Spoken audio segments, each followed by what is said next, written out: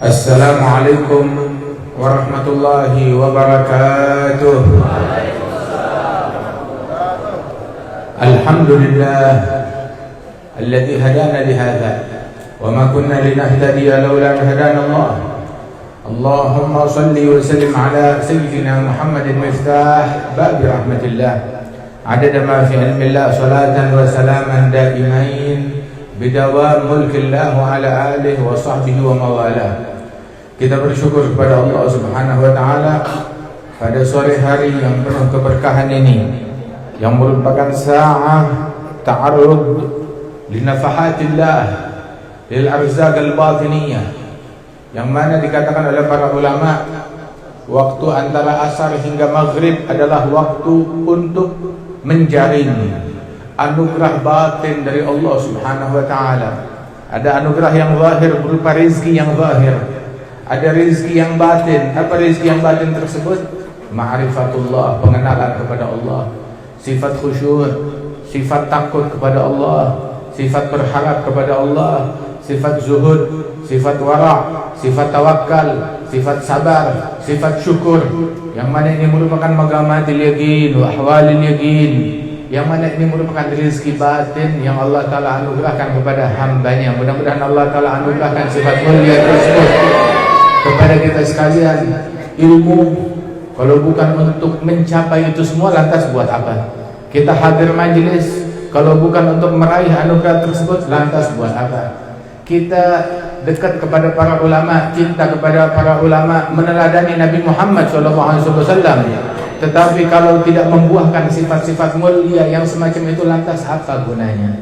Rasulullah bersabda di dalam hadis, "Man izdada ilman walam yazdad hudan lam yazdad minallahi illa bu'da." Barang siapa yang bertambah ilmu namun tidak bertambah hidayat, maka dia tambah jauh dari Allah Subhanahu wa taala. Bersyukur kepada Allah Ta'ala yang mana Allah Ta'ala pilihkan kita di saat yang mulia ini untuk hadir di rumahnya Allah, di rumahnya Allah, agar kita lebih dekat dengan anugerahnya Allah, agar kita lebih dekat dengan hidangannya Allah, agar kita lebih dekat dengan ajarannya Allah. Hidangannya Allah, jamuannya Allah, anugerahnya Allah adalah di dalam kita bersifat dengan sifat-sifat yang mulia, berakhlak dengan akhlak yang mulia, beradab dengan adab yang mulia, mengambil hidayat yang Nabi besar Muhammad sallallahu alaihi wasallam, yang di bulan yang semacam ini diperjalankan oleh Allah Ta'ala. Perjalanan yang menjadi mukjizat yang abadi, perjalanan yang agung. Allah Ta'ala mengabadikan kisah perjalanan ini di dalam Al-Quran. Peristiwa Isra dan peristiwa Mi'raj. Subhanalladzi asra bi'abdihi laylan minal masjidil haram ilal masjidil aqsa alladzi barakna hawlahu linuriyahu min ayatina innahu huwas samiul basir.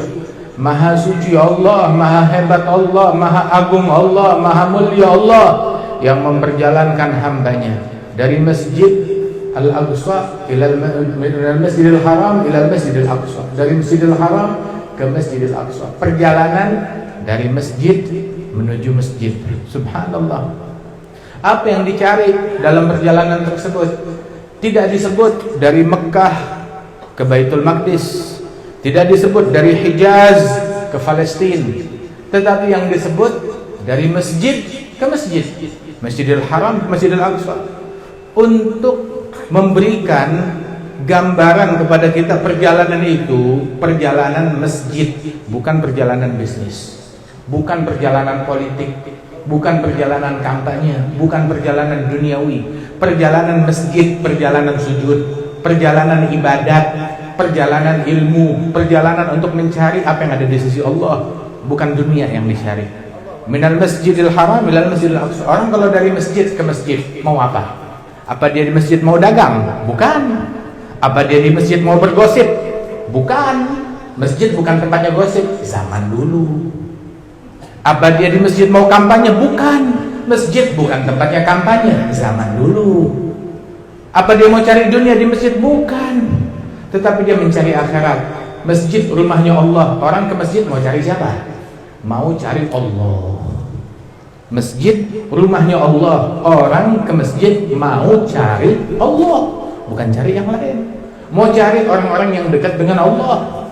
Bahkan gunanya masjid fi buyutin adzinallahu an turfa'a wa yudhkara fiha ismuh yusabbihu lahu fiha bil ghuduwi wal asal rijalun la tulhihim tijaratun wala bay'un an dzikrillah wa iqamis shalah wa ita'iz zakah yakhafuna yawman tataghallabu fihi al-qulubu wal absar. Di rumah-rumah Allah yang diizinkan untuk diangkat, dikumandangkan namanya Allah Subhanahu wa taala. Di situ terdapat orang-orang mulia yang mana kerjaan mereka bertasbih di pagi hari dan di sore hari. Siapa? Rijal. Mereka adalah manusia perkasa. Perkasa karena punya apa? Punya harta baru disebut perkasa? Tidak. Perkasa karena punya tahta, perkasa karena punya masa? Tidak. Perkasa karena kesibukan duniawi mereka tidak membuat mereka lalai dari sholat. Kesibukan duniawi mereka, bisnis mereka, dunia mereka, pencarian mereka terhadap harta enggak membuat mereka lalai dari zikir, dari sholat, dari senantiasa takut kepada Allah Subhanahu wa taala. Rijalun la tulhihim tijaratun wala bay'un an dzikrillah wa iqamis shalah wa ita'iz zakah yakhafun yawman tataghallabu fihi al-qulubu wal absar. Mudah-mudahan Allah taala jadikan kita orang-orang yang mulia tersebut. Rijalun yuhibbuna ayyatadhahharu. Lihat berapa ayat di dalam Al-Qur'an ketika Allah berbicara tentang masjid, rumah Allah, tetapi yang disebut rijal, rijalullah min kulli dhi qalbin munawwar musaffa min jami'id danas tayyib mutahhar manazil khair sa'adah likullin nas qa'dah mahabbatuhum sa'adah ala ya bakhat manzarahum bisidq wandar ilaihim mu'tanikul matlubuh tayassar. Ketika bicara tentang masjid, Allah Ta'ala berfirman rijalun la tulhihim tijaratun wala bay'un an dzikrillah. Ketika berbicara tentang masjid Quba, la masjidun ussisa 'ala taqwa min awwali yawmin ahaqqu an taquma fihi rijal. Fihi rijalun yuhibbuna yatadhahharu. Masjid yang dibangun atas dasar pondasi taqwa lebih berhak untuk kau berdiri di dalamnya. Min awwali yawmin, min awwali yawmin, dari hari yang pertama dibangun atas pondasi taqwa. Ada apa gerangan di masjid tersebut yang diperintahkan Rasulullah untuk berdiri di dalamnya, untuk sholat di dalamnya? Ada siapa? Fihi rijal. Di dalamnya ada manusia-manusia perkasa. Apa keperkasaan mereka? Pandai berkelahi, pandai bergulat, pandai mengganggu, menindas? Bukan. Tetapi mereka perkasa karena rijal yuhibbun ayyatahharu. Manusia-manusia hebat. Kenapa hebat? Karena mereka gemar bersuci. Gemar bersuci. Bersuci bukan cuma sekedar bersuci zahir saja, zahir dan batin. Bersuci hati dari kedengkian, nggak kenal benci sama orang, nggak kenal dengki sama orang, nggak kenal mencaci, nggak kenal memaki. Masjid tempatnya orang-orang suci ini. Mereka lah yang mensucikan masjid, bukan menodai masjid dengan yang haram, dengan kedengkian, dengan kebencian, dengan provokasi, dengan cacian, dengan makian, dengan prasangka. Waliyadzubillah min dzalik. Rijal yuhibbun ayyatahharu wallahu yuhibbul mutatahhirin. Karena mereka cinta bersuci, Allah yang Maha Suci cinta kepada mereka. Allah yuhibbul mutahhirin. Disebutkan profesi orang masjid.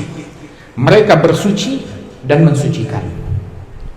Bersuci dari kotoran-kotoran zahir dan batin, mensucikan masyarakat dari kotoran zahir dan batin. Orang masjid mensucikan masyarakat. Ayo bersucilah kalian, mensucikan orang dari kedengkian, mensucikan orang dari perpecahan, mensucikan orang dari kebencian, dari putus silaturahmi, dari durhaka, mensucikan mereka dari itu semua. Bukan orang masjid ngajarin orang putus silaturahmi, ayo membenci, ayo mendengki, ayo ribut, ayo berantem. Itu bukan orang masjid, itu orang kakus kayak begitu ya. Masjid rumahnya Allah, wallahu yuhibbul mutahhirin, bukan mukaddirin, bukan muwassikhin, bukan mulattikhin. Allah nggak suka dengan pengotor, orang yang ngotorin hati. Walidzalik majalis orang-orang dulu tuh, ketika orang-orang hadir hatinya kotor, hadir majelis keluar hatinya bersih, hadir majelis hatinya penuh kedengkian, pulang hatinya penuh cinta dan kasih sayang. Hadir majelis dia mutuskan silaturahmi, pulang majelis sambung silaturahmi. Subhanallah, ini yang kita kenal dari sejak zaman dahulu. Sehingga perjalanan masjid, dari masjid ke masjid, perjalanan ibadat, perjalanan kesucian, perjalanan pengabdian kepada Allah Subhanahu wa taala, minal Masjidil Haram ilal Masjidil Aqsa. Perjalanan Isra wal Mi'raj, perjalanan masjid tersebut, inilah yang dilakukan oleh Rasulullah sallallahu alaihi wasallam, keluar dari Masjidil Haram ke Masjidil Aqsa. Memang sholat di Masjidil Aqsa pahalanya berapa sih? Berapa? Di Masjidil Aqsa, as-sholat di Masjidil Aqsa 1 rakaat seperti 500. Di Masjidil Nabawi 1 rakaat seperti 1000. Adapun di Masjidil Haram 1 rakaat seperti 100.000. Beda jauh, ini 100.000, di sini cuma 500. Kenapa keluar dari tempat yang 100.000 menuju tempat yang cuma 500? Ada apa? Ada apa? Tunggu dulu. Barakna haulahu. Cari berkah. Di Masjidil Aqsa juga ada berkah. Masjidil Haram berkahnya banyak, tapi di Masjidil Aqsa juga ada berkah. Terkadang di sungai ada hal yang tidak akan engkau temukan di lautan. Dan mukmin gak pernah kenyang dari keberkahan. Cari selalu keberkahan. Allah Subhanahu wa taala memberikan kekayaan kepada Sayyidina Ayyub. Itu ketika beliau lagi mandi, Nabi Ayyub yang kaya raya itu, tahu-tahu Allah taala kirim kepada dia seekor belalang terbuat dari emas. Subhanallah, yang bisa menghidupkan segala sesuatu. Dan terbang belalang itu hinggap, meloncat dari kanan ke kiri, dari daun ke ranting. Belalang terbuat dari emas. Ayyub melihat begitu, dia keluar dari sungai, dia kejar belalang tersebut, dia ingin mengambilnya. Dia punya harta emas bertonton, tapi ada apa mencari belalang? Allah Ta'ala bilang kepada Nabi Ayyub, ya Ayyub, alam ughnika an hadha. Bukankah kamu sudah saya bikin kaya, nggak perlu lagi kepada emas yang cuma berapa gram doang dalam tubuh belalang itu? Maka Nabi Ayyub bilang, "Na'am, bala, ya Rabb, tentu saja engkau sudah berikan aku kekayaan, walakin la ghina li an barakatik." Saya enggak pernah merasa kenyang dari keberkahanmu, bukan emasnya, tetapi ini adalah mukjizat, keajaiban dari Allah Subhanahu wa taala. Ini yang saya kejar, berkah. Bukan kekayaan, bukan harta, bukan emasnya. Rasulullah sallallahu alaihi wasallam diperjalankan dari Masjidil Haram ke Masjidil Aqsa. Apa yang dicari di Masjidil Aqsa? Perjalanan sholat. Perjalanan sholat untuk ngasih tahu kepada kita, ini Masjidil Haram, jalan ke Masjidil Aqsa. Agar kita jalan dari rumah kita pergi ke masjid, hadir sholat 5 waktu di masjid. Wa kan al-imam ala arif billah mufti diyar Hadramiyah Al-Habib Abdurrahman bin Muhammad Al-Mashhur, sahib Fatawa Bughyah Mustarsyidin. Beliau lebih dari 40 tahun tidak datang waktu sholat, melainkan nggak masuk waktu sholat, melainkan dia sudah dalam keadaan berwudu, dan dia sudah berada di masjid, dan dia yang azan, dia yang qomat, dia yang jadi imam.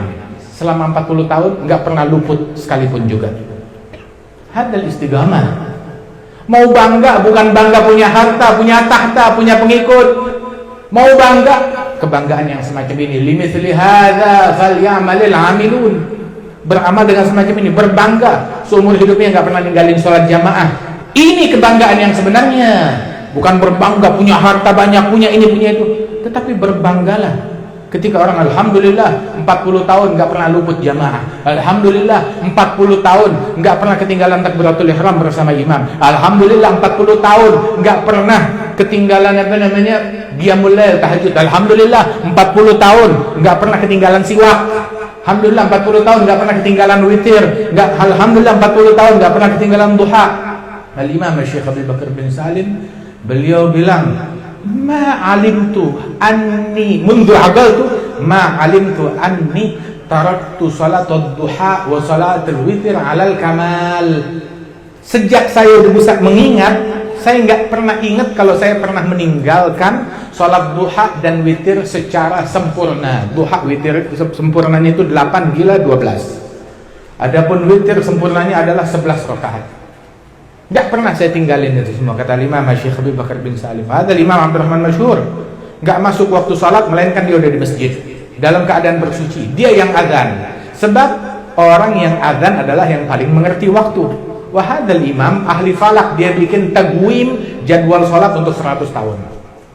Imam Abdurrahman masyhur, yang azan adalah yang paling mengerti waktu, dan yang qomat itu bukan haknya orang, haknya muadzin. Jadi kalau ada orang mau qomat, izin dulu kepada yang azan. Itu azan, dia yang azan, masa qomatnya dicuri oleh orang? Izin dulu. Sebab qomat punya muadzin. Dan muadzin mau qomat dengan perintah imam. Dengan perintah imam. Walaupun punya dia, tetapi dia harus minta izin kepada imam ketika dia mau qomat. Sebagaimana hal itu dilakukan oleh Sayyidina Bilal. Minta izin kepada Rasulullah sallallahu alaihi wasallam. Kemudian adapun yang jadi imam, agra'uhum ay a'lamuhum, yang paling berilmu, yang paling faqih, yang paling ngerti, dia yang berhak menjadi imam. Dan ini semua kriteria pada diri Al-Habib Abdurrahman al-Masyhur. Dia yang azan, dia yang qomat, dia yang jadi imam. Imam ahli para ulama di zamannya radhiyallahu anhu warḍah. Wa kana al-Imam Syekh Ali bin Abi Bakar As-Sakran, yang biasa kita baca tuh, Aqidah Sakran, Wirid Sakran. Hadal Imam Syekh Ali. Syekh Ali, Syekhul Mahya'i, Ibn al-Imam Abi Bakar Sakran. Hadal Syekh Ali bin Abi Bakar Sakran, itu beliau tidak datang waktu sholat, melainkan kana yaghtasil li kulli fardhah. Setiap sholat fardu bukan lagi wudu, mandi. Ta'ziman lillah, ta'ziman lis-shalah, sebagai bentuk pengagungannya kepada Allah, pengagungannya kepada salat. Tiap masuk waktu salat dia mandi, likulli fardhah. Untuk setiap salat beliau mandi. Radhiyallahu anhu warḍah. Wa'azzim, mengagungkan perkara salat. Karena al-Imam Junaid bin Muhammad Sayyidut Taifah, Imam Junaid bin Muhammad, beliau ini dia imam tasawuf, dan beliau ini seorang ulama besar, dan beliau seorang saudagar, tetapi saudagar yang hebat. Kesibukan duniawi dia nggak membuat dia lalai dari Allah. Dan terus terang, jarang pebisnis yang mana ingat kepada sholat, ingat kepada ibadat, itu biasanya itu belakangan, kecuali di Banjar, kecuali di Kalimantan Selatan. Tempat lain nggak ketemu yang seperti begini. Orang Banjar yang jualan berlian, yang jualan batu bara, yang jualan minyak, yang jualan ini dan itu, yang kontraktor. Tapi buat sama agama luar biasa, nggak ada duanya dibandingkan orang-orang lain, saudagar-saudagar lain yang ada di luar tempat lain. Terus terang, jujur, subhanallah. Doyan masjid, doyan majelis, doyan maulid, dan ini semuanya adalah tahu jasa didikan siapa? Didikan guru-guru kita dahulu. Dari zamannya Tuan Guru Kiai Badruddin, Tuan Guru Syekh Muhammad Zaini Abdul Ghani, Masya Allah, yang mengenalkan kepada kita maulid Nabi Muhammad sallallahu alaihi wasallam, salawat kepada Rasulullah sallallahu alaihi wasallam. Bahkan baca maulid tiap waktu, tiap saat, siang, malam, sampai kadang ada orang meninggal tetap baca maulid juga, nggak jadi masalah, alhamdulillah. Nggak jadi masalah, isinya salawat kepada Rasulullah sallallahu alaihi wasallam. Alhasil dikatakan bahwasanya Imam Junaid bin Muhammad, beliau ini punya toko jualan kristal. Dia jualan tuh di pasar. Tiap hari ketika dia pergi ke pasarnya itu, dia buka kedai, kemudian ditutup dulu dengan tirai. Dia gelar sejadah di dalam tokonya, dia sholat di waktu duha, nggak banyak, cuma 300 rakaat. Setelah itu baru dia buka tirainya, dia berdagang. Orang beli, belanja di situ kepada Al-Imam Junaid. Hadal Imam Junaid bin Muhammad Sayyidut Ta'ifah adalah seorang wali besar, ulama besar, pebisnis besar. Tapi nggak pernah ketinggalan sholat jamaah seumur hidupnya. Bayangin, di tokonya aja sholat sunnahnya 300 rakaat. Di masjid kita belum tentu ada yang sholat sunnah 300 rakaat dalam satu hari. Makanya dibilang sugul muslimin kamusallal musallin. Pasarnya kaum muslimin bagaikan musallanya orang-orang yang sholat. Pasar mereka bagaikan tempat sholat. Hadal Imam Junaid, satu kali ada orang datang mau beli barang. Pas dia udah mau siap-siap mau sholat zuhur, belum azan masih beberapa menit lagi. Datangin orang, saya mau beli kristal, saya mau borong yang banyak. Bilang, saya mau ke masjid, nanti aja pulang sholat. Sebentar kan masih belum azan, sebentar aja, sebentar. Akhirnya ditunggu. Dia pilih mau yang mana. Hingga akhirnya udah deket azan, dia bilang, sudah, saya mau tutup. Bilang, enggak, sudah, saya mau beli ini barang-barang saya. Maka Imam Junaid bilang, ini menunda saya ketinggalan azan di masjid. Apa yang dia lakukan? Mana barang yang kamu ini? Dia banting tuh barang kristal, dipecahkan. Begitu. Ini barang bawa sial, membuat saya telat ke masjid. Ini barang bawa sial, membuat saya telat ke masjid. Saya nggak mau jual sama kamu. Kamu bukan manusia, jangan-jangan kamu setan yang membuat saya telat dari masjid. Syekh Al-Habib Umar bilang, sampai orang dulu ta'zimnya kepada masjid, kepada sholat, begitu dengar panggilan azan, dia lagi memecahkan kayu bakar, membelah kayu bakar. Udah diangkat tangannya mau belah kayu bakar, tahu-tahu dengar azan, apa yang dia lakukan? Ini tangan udah di atas, kayu bakar sudah siap, tinggal dipotong saja. Enggak, dia lanjutkan. Dia taruh kayu bakarnya kemana? Dia lempar ke belakang. Taruh di belakang. Bilang, taruh aja di depan. Enggak mau, nanti sekalian memecah kayu bakar tersebut. Setelah azan tidak ada kesibukan apapun melainkan menuju sholat. Itu ta'zim mereka kepada sholat. Orang kalau sudah mengagungkan masjid, mengagungkan sholat, memprioritaskan sholat, maka hidup dia diprioritaskan oleh Allah Ta'ala. Dikatakan oleh Habib Muhsin bin Alwi Segaf, ma bin nas illa sholatuhum. Apa yang menimpa manusia sekarang ini ya karena sholatnya mereka. Sholatnya bagus, mereka ditimpa dengan hal yang bagus. Tapi kalau sholatnya berantakan, hidup orang tersebut berantakan. Sholatnya telat, dibikin segala sesuatu, rezekinya telat, bisnisnya telat, kontraknya telat, bayarannya telat, semuanya dibikin telat. Tapi barang siapa yang bersegera, maka segalanya disegerakan oleh Allah bagi orang tersebut. Segala kebaikan dianugerahkan oleh Allah Jalla Jalaluhu Ta'ala Ta'azamatuh. Dan mereka, karena Imam Abdullah bin Alul Haddad, sebagaimana dalam Tathbitul Fuad Al-Hasawi menyebutkan, dan juga bin Sumaid menyebutkan di dalam Manaqib Al-Imam Al-Haddad, dikatakan beliau paling tidak suka ketika keluar dari rumah menuju masjid ada orang ngajak ngobrol. Ketika masuk waktu sholat, dia jalan dari rumahnya menuju masjid mau sholat, nggak mau diajak ngobrol. Sampai beliau bilang, yang punya hajat, yang punya urusan, yang mau bicara apapun pembicaraan dia, tunda sehabis saya sholat. Jangan dia ngomong pas saya lagi jalan menuju sholat. Jangan ngajak saya ngobrol ketika saya jalan menuju sholat. Saya mau jalan menuju sholat, hati saya penuh ta'zim kepada Allah, nggak mau dicampuri, diracuni dengan pikiran duniawi apapun juga. Selesai saya sholat, keluar dari masjid, silahkan yang mau berbicara kepada saya. Sampai demikian beliau bilang. Hingga ketika beliau masuk ke masjidnya dalam keadaan mengagungkan Allah, beliau takbir menjadi imam, Allahu Akbar. Yang takbir bukan cuma lidahnya doang, hatinya juga. Itu tembok mihrab retak, terbelah, diperbaiki. Berapa hari kemudian dia sholat lagi di situ, takbir lagi, retak lagi. Syekhana Al-Hayy bilang itu retaknya bukan sekali, bukan dua kali, berkali-kali diperbaiki. Sampai orang tua dulu tuh sebelum direnovasi itu masjid, mereka masih bisa ngelihat bekas retakan di mihrab yang biasa dipakai oleh Imam Abdullah bin Abdul Haddad, ta'zim kepada Allah Ta'ala. Wa kana Imam Ali bin Abi Thalib karamallahu wajhah, beliau kalau mau salat, dalam riwayat juga Al-Imam Ali Zainal Abidin Ibn Husain, ketika ambil wudu mau salat itu sampai gemetar, wajahnya pucat, menguning. Ditanya, ya Imam, kenapa? Kamu sakit? Dia bilang, bukan sakit. Atadrun baina yaday man sa'gum. Tahukah kamu sesaat lagi di hadapan siapa gerangan aku akan berdiri? Itu yang membuat aku gemeteran, menjadi pucat dan ketakutan.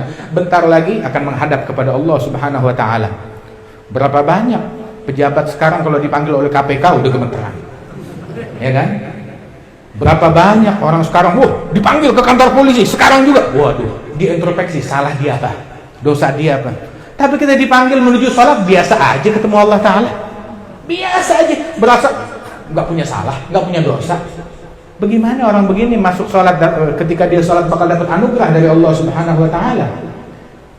Karena Imam Al-Hasan Al-Basri, beliau bilang, kullu sholatin la yahduru fiha al-qalb fahiya ila al-ubudati asra. Setiap sholat di mana hati seseorang tidak hadir bersama Allah dalam sholat tersebut, itu sholatnya lebih dekat ke dosa, kepada hukuman daripada kepada pahala. Perbaiki sholat kita. Sayyidina Ibrahim, beliau punya cita-cita besar kepada Allah Subhanahu wa taala. Apa cita-citanya beliau? Beliau mengatakan di dalam doa munajatnya kepada Allah Subhanahu wa taala, Rabbi inni askantu min dzurriyyati biwadin ghairi dzi zar'in 'inda baitikal muharram rabbana liyuqimus shalah faj'al afidatan minas tahwi ilaihim warzuqhum minats tsamarat la'allahum yashkurun. Hingga beliau bilang, Rabbi ja'alni muqimas shalah wa min dzurriyyati. Sayyidina Ibrahim ketika baca doa ini, usianya udah lanjut, udah sepuh, baru punya anak. Punya anak Nabi Ibrahim, kemudian bertahun-tahun kemudian setelah sekian lama punya anak Sayyidina Ishaq. Usianya Nabi Ibrahim udah lanjut saat itu. Terus Nabi Ibrahim ketika punya anak Ismail atau Ishaq, beliau bilang, Rabbi ja'alni muqimas shalah. Selama ini beliau salat, selama ini beliau ibadat, tapi usianya udah sepuh, udah lanjut, beliau doa, apa hajatnya kepada Allah? Ij'alni muqimas shalah. Ya Allah, jadikan aku sebagai orang yang mendirikan salat. Itu cita-cita beliau. Walaupun usia kamu sudah 90 tahun, perbaiki sholat kamu. Walaupun usia kamu 200 tahun, perbagus sholat kamu. Perbagus, tingkatkan sholat kamu. Dan beliau bilang bukan cuma diri dia, wa min dzurriyyati, saya juga pengen punya keturunan yang mendirikan sholat. Ada orang, saya mau punya keturunan yang jadi gubernur, saya mau punya keturunan yang jadi bupati, saya mau punya keturunan yang punya tambang batu bara, tambang minyak, tambang emas, tambang berlian. Nabi Ibrahim bilang, enggak, saya mau punya keturunan yang mendirikan sholat. Yang mendirikan sholat. Apa susahnya hal yang semacam ini? Rabbi ja'alni muqimas shalah wa min dzurriyyati rabbana wa taqabbal du'ai. Minta kepada Allah Subhanahu wa ta'ala. Sebab orang kalau udah sholatnya beres, semua urusannya beres. Perbaiki sholatnya kita, ibadatnya kita, khusyuknya kita. Usia udah berapa tahun kita dalam Islam? 10, 20 tahun, hidup 30-40 tahun dalam Islam, masih belum bisa khusyuk dalam baca Fatihah. Baca Fatihahnya kita masih gagal. Berapa lama kita hidup dalam Islam, bacaan tasyahud kita masih gagal. Sampai sekarang nggak tahu apa artinya tasyahud, apa maknanya tasyahud. Cari tahu apa maknanya tasyahud. Sampai sekarang belum tahu arti dan makna surat Al-Fatihah. Cari tahu maknanya apa. Masuklah sholat, cari kelezatan sholat, kenikmatan sholat. Cari kelezatan dan kenikmatannya. Temukan cita rasanya. Sampai dulu tuh para ulama, Al-Imam Syekh Ali bin Abu Bakar Sekran wa ghairuh, itu beliau kalau udah sholat sunnah, dia los kalau sholat sunnah. Kalau sholat fardu itu beliau masih memperhatikan gerbong yang di belakang. Tapi kalau sudah sholat sunnah, los sholat sunnahnya. Al-Imam Ali Zainal Abidin tiap malam 1000 rakaat sholat sunnahnya. Syekh Abdul Qadir Jailani tiap malam 1000 rakaat. Al-Faqih Al-Muqaddam Muhammad bin Ali Ba'alawi tiap malam 1000 rakaat. Junaid bin Muhammad Al-Baghdadi tiap malam 1000 rakaat. Ukathir Rabi'ah Adawiyah tiap malam 1000 rakaat. Banyak di antara para wali-wali besar tiap malam 1000 rakaat. Kalau udah sholat sunnah, los sholat sunnahnya. Syekh Ali bin Abu Bakar Sakran pun kalau udah sholat sunnah, udah tenggelam dalam sholatnya, lupa sama sekitar. Sampai terkadang tuh dia siapkan muridnya khusus, kalau saya udah rukuknya kelamaan, ingetin saya mau tahajud sampai selesai witirnya. Ya, bukan baru rakaat pertama nggak selesai keburu adzan subuh saking lamanya. Jadi ingetin saya. Dia sholat sunnah, kalau udah rukuknya kelamaan, itu muridnya bilang, ya Ustadz, i'tidal. Dia sadar, dia berdiri i'tidal. I'tidalnya udah mulai kelamaan, sujud. Dia sujudnya udah terlalu lama, diingatkan untuk bangkit. Begitu Syekh Ali bin Abu Bakar Sakran. Sayyidina Uwais Al-Qarni itu beliau kalau sudah waktu tahajud malam, habis sholat isya, dia lihat kanan kiri, ini malam menunya apa? Ya kan orang biasanya malam ini makan apa? Tapi beliau setiap malam beliau mencari menu yang baru. Malam ini menunya al-lailah lailatul ruku'. Ini malam adalah malam untuk ruku'. Menu malam ini ruku'. Maka beliau takbir, sholat baca surat ala kadarnya, beliau ruku' dan tidak bangkit dari ruku'nya melainkan menjelang subuh.